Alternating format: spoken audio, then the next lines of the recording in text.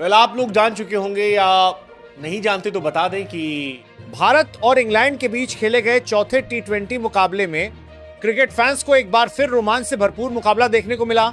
इस मैच में शुरुआत से लेकर आखिरी ओवर तक कई ऐसे पल आए जिन्होंने दर्शकों को अपनी सीटों से उठने नहीं दिया। एक समय ऐसा लग रहा था कि भारतीय टीम पूरी तरह बिखर जाएगी, लेकिन फिर कप्तान श्रेयस अय्यर ने ऐसी कप्तानी पारी खेली जिसने पूरे मुकाबले की तस्वीर बदल दी।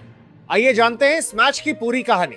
भारतीय कप्तान श्रेयस अय्यर ने टॉस जीतकर पहले बल्लेबाजी करने का फैसला किया। भारत की ओर से पारी की शुरुआत करने उतरे वैभव सूर्यवंशी और अभिषेक शर्मा। दोनों बल्लेबाज तेज शुरुआत देने के इरादे से मैदान में उतरे थे। शुरुआती ओवरों में कुछ अच्छे शॉट भी देखने को मिले, लेकिन इंग्लैंड के गेंदबाज लगातार सही जगह गेंद डालते रहे, जिससे खुलकर बल्लेबाजी करना आसान नहीं था। वैभव सूर्यवंशी ने 10 गेंदों में 15 रन बनाए। उनकी पारी में एक चौका और एक शानदार छक्का शामिल रहा। कुछ आकर्षक शॉट खेलने के बाद जोफ्रा आर्चर की अतिरिक्त गति उनके लिए मुश्किल साबित हुई और सैम करन ने उनका कैच लपक लिया। भारत को पहला झटका जल्दी लग गया। इसके बाद अभिषेक शर्मा ने पारी संभालने की कोशिश की। उन्होंने कुछ अच्छे स्ट्रोक लगाए, लेकिन वो अपनी लय में नजर नहीं आए। 14 गेंदों में 16 रन बनाने के बाद आदिल रशीद की चतुराई भरी गेंदबाजी के सामने वो भी टिक नहीं सके। रशीद ने अपनी ही गेंद पर शानदार कैच पकड़कर भारत को दूसरा बड़ा झटका दे दिया। अब टीम की उम्मीदें ईशान किशन पर थी। सभी को भरोसा था कि वो बीच के ओवरों में तेज रन बनाएंगे, लेकिन उनका दिन भी अच्छा नहीं रहा। वो केवल 6 गेंदों में 4 रन बनाकर जोश टंग की गेंद पर आउट हो गए। लगातार 3 विकेट गिरने के बाद भारतीय ड्रेसिंग रूम में भी चिंता साफ दिखाई देने लगी। उस समय स्कोरबोर्ड पर रन कम थे, विकेट ज्यादा गिर चुके थे और इंग्लैंड पूरी तरह मैच पर हावी दिखाई दे रहा था।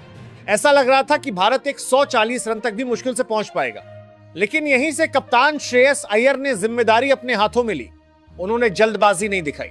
पहले विकेट बचाने पर ध्यान दिया, फिर धीरे धीरे स्ट्राइक रोटेट की और जैसे ही ढीली गेंद मिली उसे बाउंड्री के बाहर भेजने में कोई गलती नहीं की।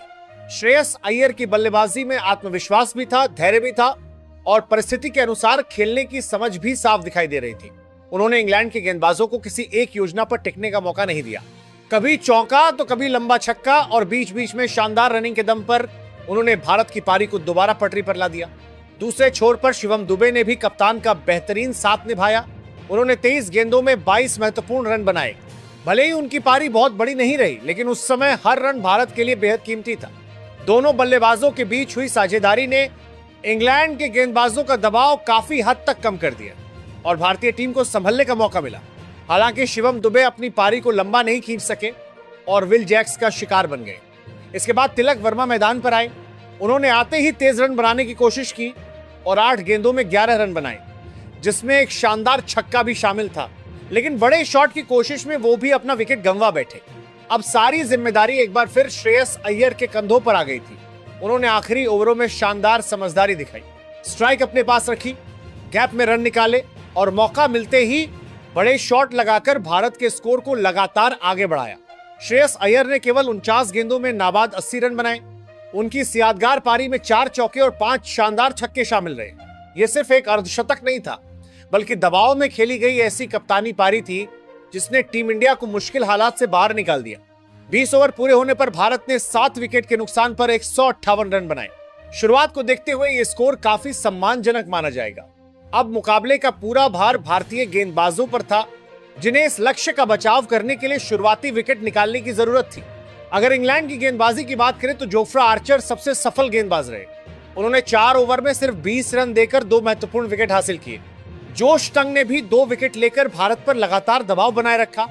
विल जैक्स को 1 विकेट मिला, जबकि आदिल रशीद ने भी अहम सफलता हासिल की। सैम करन भले ही विकेट ज्यादा नहीं ले सके, लेकिन उनकी किफायती गेंदबाजी ने भारत को खुलकर रन बनाने का मौका नहीं दिया। अब बारी आपकी है। क्या आपको भी लगता है कि श्रेयस अय्यर की यह पारी भारत की सबसे महत्वपूर्ण पारियों में से एक थी, या फिर इस मुकाबले का असली गेम चेंजर इंग्लैंड की गेंदबाजी रही? अपनी राय हमें कमेंट बॉक्स में जरूर बताइए। अगर आपको यह वीडियो पसंद आया हो तो वीडियो को लाइक करें, चैनल को सब्सक्राइब करें और क्रिकेट की हर बड़ी अपडेट सबसे पहले पाने के लिए बेल आइकन जरूर दबाइए। धन्यवाद।